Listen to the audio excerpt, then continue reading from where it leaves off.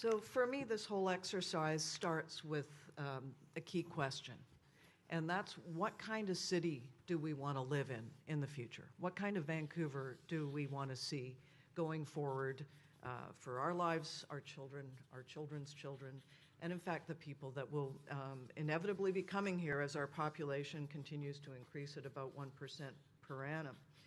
So in order to be able to determine what kind of city we want to live in, we really need to talk to the people about that. And the lack of trust that has been articulated here has largely come from the fact that the perception is that the decisions are made on high and imposed on the people instead of involving people in the process. So to me, the process part of this is it's essential that we be engaging with people at a hyper-local level. And in fact, there is a legacy, and I acknowledge Anne McAfee in the room, who was really the driving force behind the city plan in the 90s, where 100,000 Vancouverites were engaged pre-internet. So Wow. to me, that's is a amazing. challenge for us to be looking at how are we going to reach out to the people in their neighborhoods, whether owners, renters, across the demographic spectrum, as Councillor Boyle has noted. I think it's absolutely the most important thing that we be going out to the people, finding out what kind of city they want to live in their neighborhoods.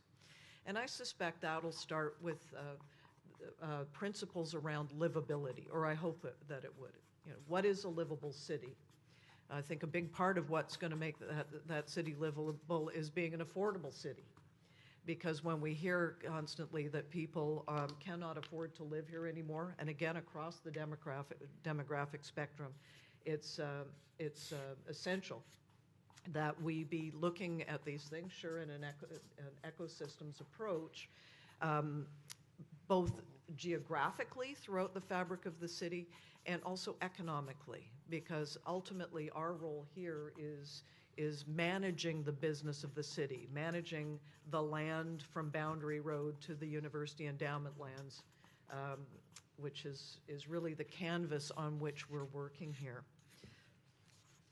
Mm-hmm. So major opportunities and challenges, well, they're kind of the same thing. We have an opportunity to go out and engage with the citizens of Vancouver in a meaningful way to help shape the future, but that's a huge challenge. It is. So that's the nuts and bolts question about how do we actually pull that off if we believe in the importance of a co-creative process. So what is success? Success is coming out the end of this, not just with a document that is saying, here's our plan, or just not with a map that's a zoning map, but rather a process that will engage the citizens of Vancouver on an ongoing basis. Community governance, as it were, because people are affected by where they live. When they get up in the morning, when they go to bed at night, they are affected by where they live. And to me, this is the success is restoring trust, because there has been trust in planning in this city historically, and trust that the future that we share is going to be laid out in a way that is livable in the broadest sense of the word. Yeah, what was interesting to me in listening to the comments of others and sort of juxtaposing that with my approach, which does tend to be very geographic. I'm again looking at that map and going, well, there were 23 to 25 local areas as described by the city. Mm-hmm. There's actually, from my analysis, 50 neighborhoods, or 100, as Scott has put, 110 walkable catchment areas. Mm. So when I'm thinking about a citywide plan, I am looking at it very much as it's the fabric of this piece of land that we're talking about here. Mm-hmm. And a lot of the discussions were really about values, things that we'd like to do from a social perspective. And I think we have to, in defining this plan, keep in mind that we are talking about how this land is defined in the future, how we need to understand how it's defined now, how we got to the place that we are now. So actually, it is important to be informed by the past. The city was an amalgamation of smaller municipalities up until 1929, And the way that the city has grown since the original city plan is really reflective of those early divisions. So I do think it's important to be informed by the past and focus on really what the plan is. And the plan, while we need to be aware of changes and effects of the local economy, at the end of the day, this is a local government. We are not the senior levels of government, and our jurisdiction is very much limited by determining land use.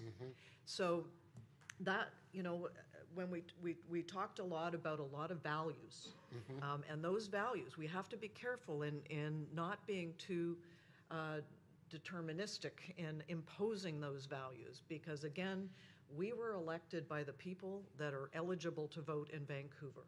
We're here to represent them, and in order to do that, we need to hear from them, which is, I think, the key thing that we've heard from this exercise across the board, is we have to do the best possible job that we can do from hearing from the people at the grassroots where they live, and then bringing that information up. But it needs, you know, to not just be done in a one-size-fits-all way.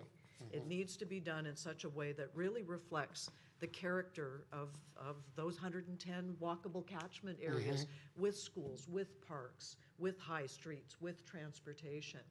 So as interesting as it is for me to hear the values side of things, I'm pretty much a nuts and bolts person, and the city is very much a nuts and bolts kind of exercise.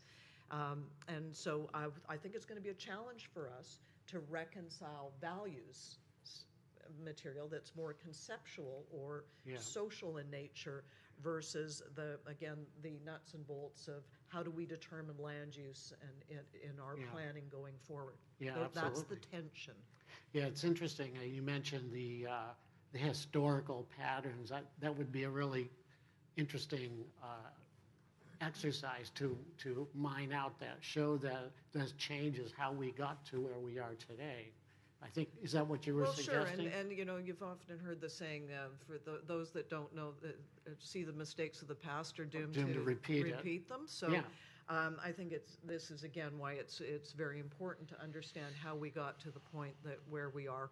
Yes, we've got a great opportunity to move forward with imagination, but it's important that we understand how we got to this point, and also ensure that what we're talking about in shaping this plan actually is within our jurisdiction's ability to affect that plan. Yeah. You know, just a sidebar quickly, for American cities, we go back and we look at the city fabric before the freeway onslaught. And one thing I've always admired about Vancouver is you kept them out of the central city, and the result is very obvious, because now we're going back to try to repair all these torn fabrics in American cities, and it's a huge challenge. And the example of the freeway is a very apt one, because it demonstrated how the power of the people at the grassroots in this city made that change, and actually successfully fought City Hall at the time. Yeah. So again, the biggest thing for me in this whole deal is being able to tap the people at the broadest possible level, to be able to collect feedback at the grassroots level, aggregate it upward by neighborhood, all the way up to the local areas, to the zones throughout the city and the citywide plan ultimately. Okay. But again, if I could just emphasize one more time, we have to be cautious about our ability to be going from the grassroots up and not be coming from the top down and imposing our values on the people, rather listening to them first and then aggregating that up.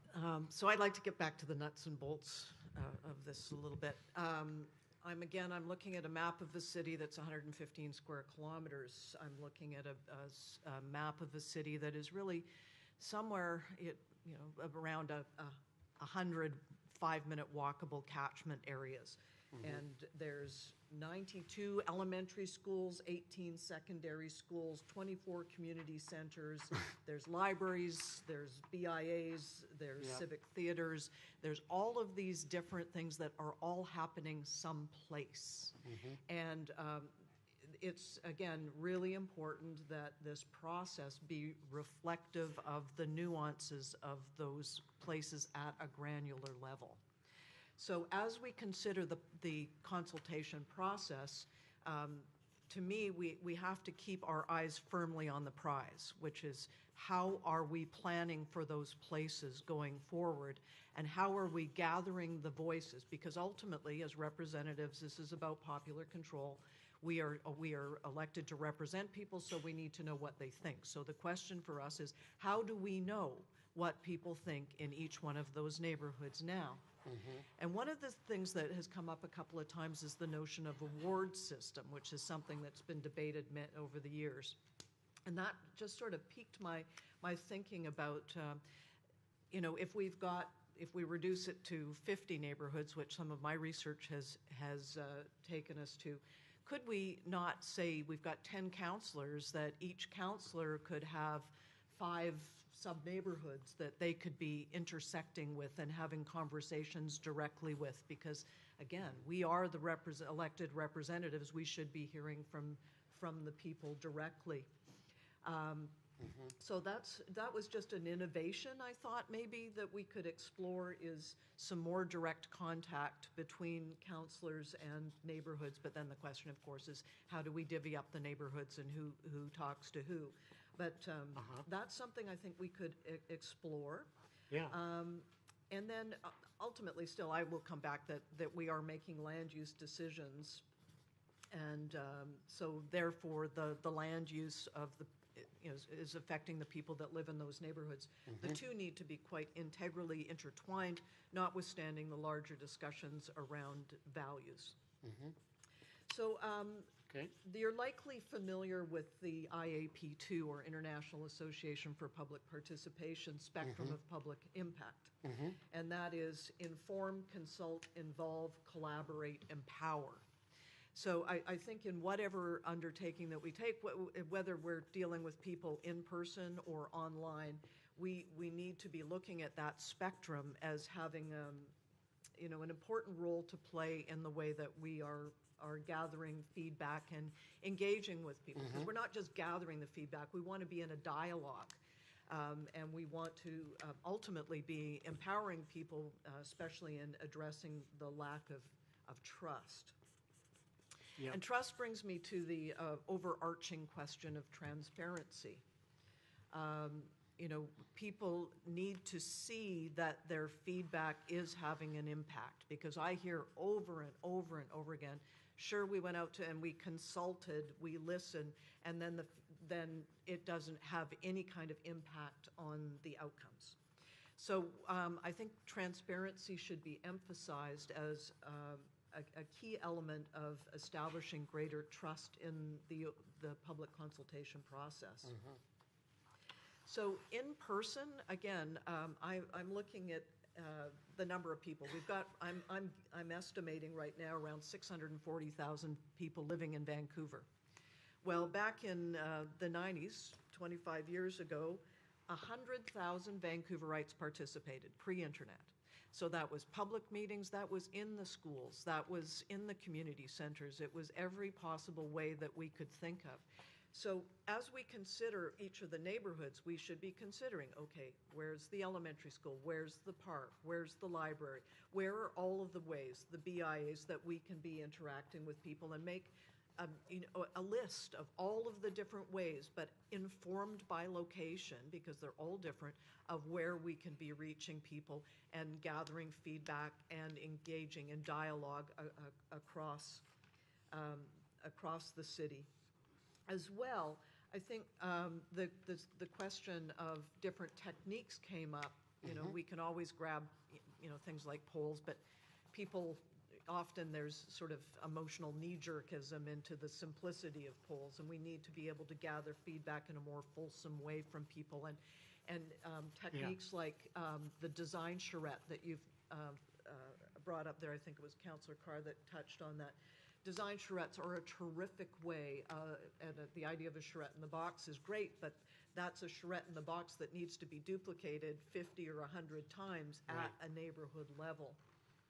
And that brings me to the staff interface on that. And the staff interface, there used to be community planning, where there were planners in the planning department that had responsibilities for different neighborhoods or local areas.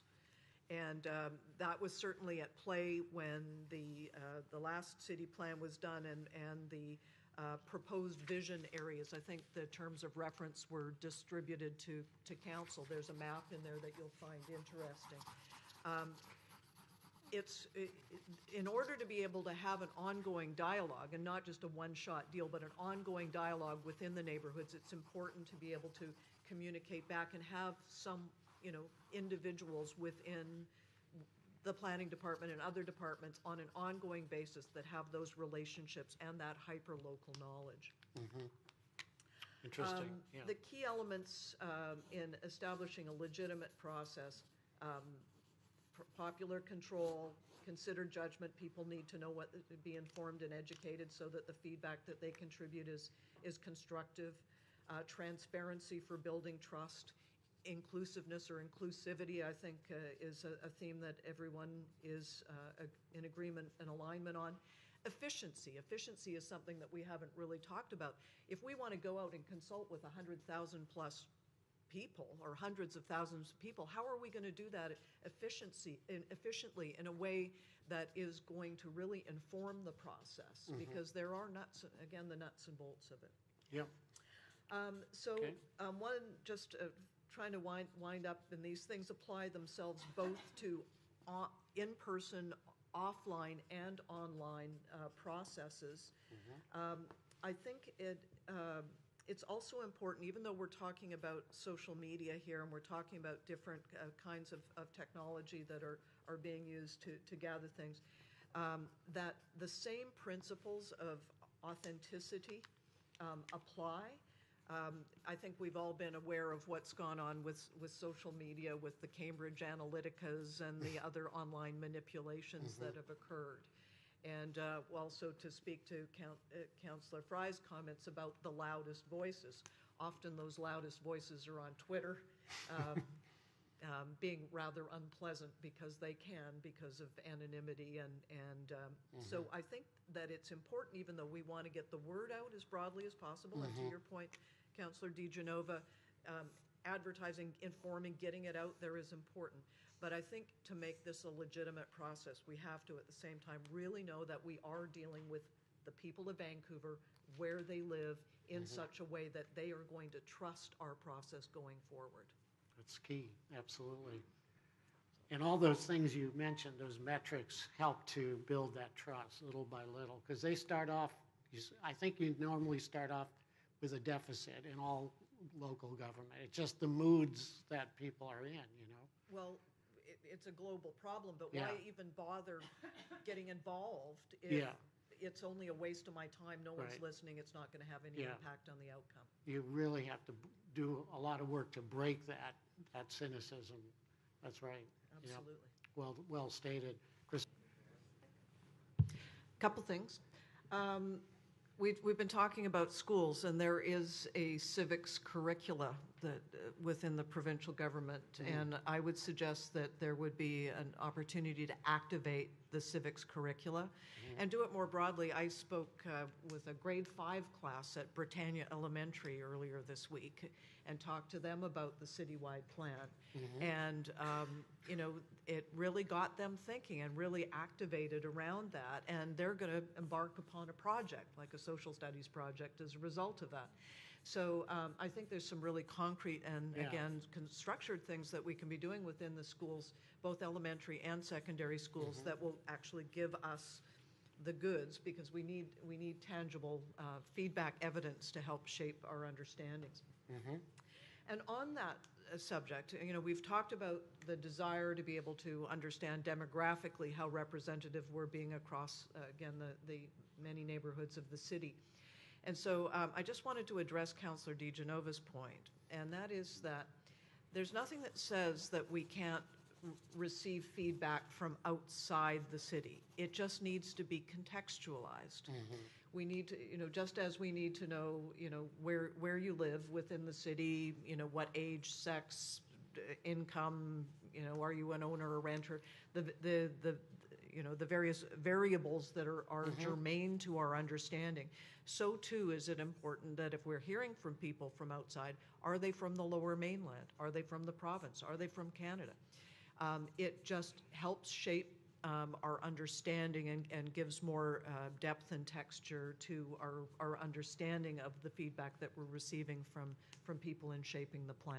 Right. So I just wanted to be clear about that. Absolutely. And it is important. We do need to know that they're real people, and let's make no mistake about it, especially when you're dealing with online. You got bots, Yeah. you've got all, you know, there's all sorts of forms of manipulation, and we need to be careful about that as well. Yeah, there's a big discussion about identity authentication when it comes to social media. Nothing has been solved yet. But, No, but it's the same thing as they used to do in the old days, you know, where you get a busload of your supporters that would show up at the open house to try and, again, create the false impression of a majority result.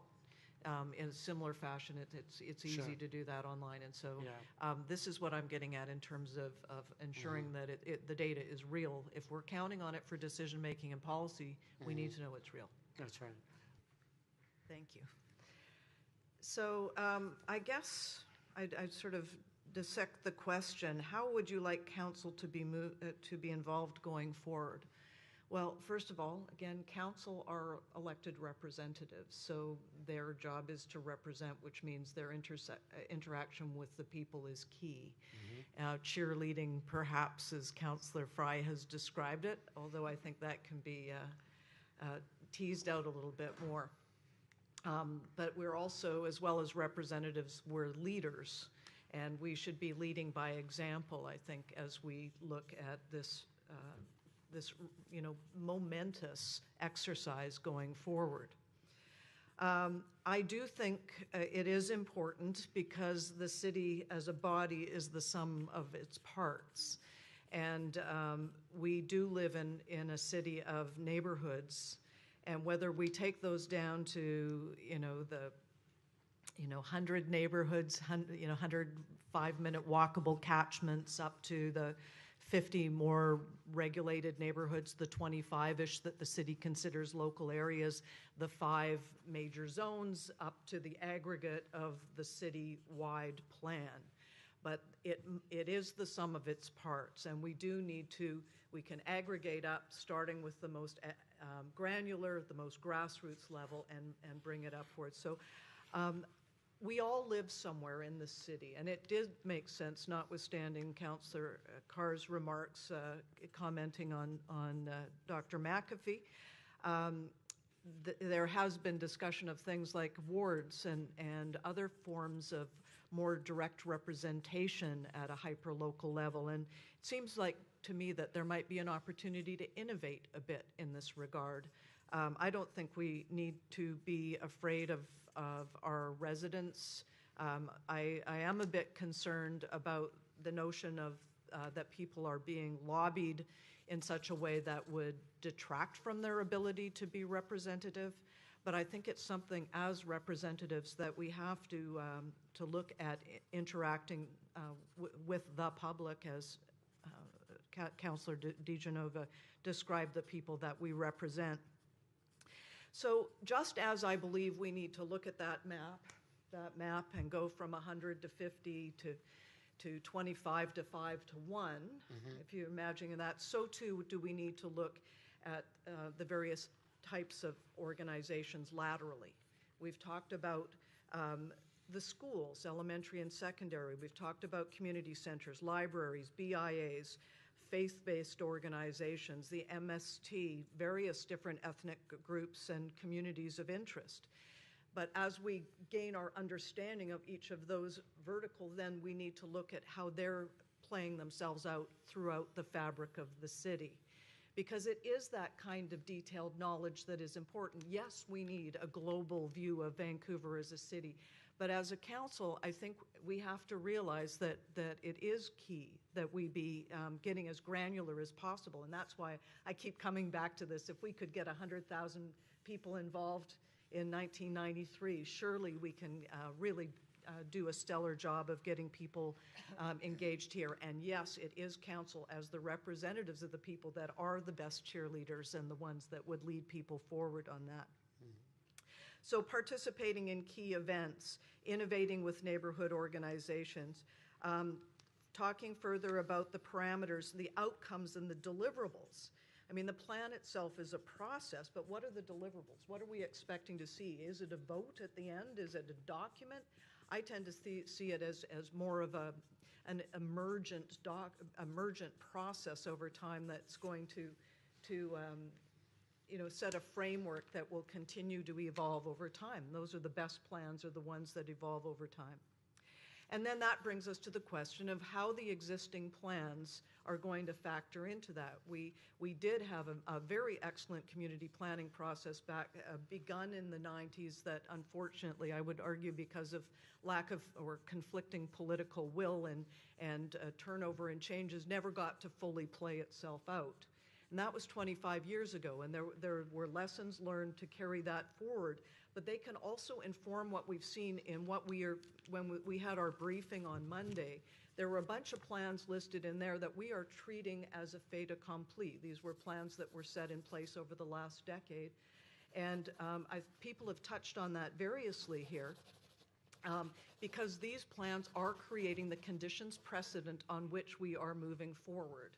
And so I think it is incumbent on us as a leadership group to be getting through that sooner than later. Mm-hmm. And that's why 2 years, to me, I would like to see that coming to that point faster because, as it's been pointed out, if that doesn't happen, the rules of engagement that are existing now under the plans that have been created over the last decade will continue to play themselves out. Mm-hmm. Mm-hmm. So that, to me, is a fundamental question that we have to get out because are we maintaining the status quo? And if not, how are we going to move forward? That's good. So I'm going on like this because obviously I've thought a lot about this. My historical background, and my academic and professional areas of interest are very much in this area. So part of me saying this as a council member, the other part of me saying it as Councillor Hardwick, someone that geeks out on this stuff.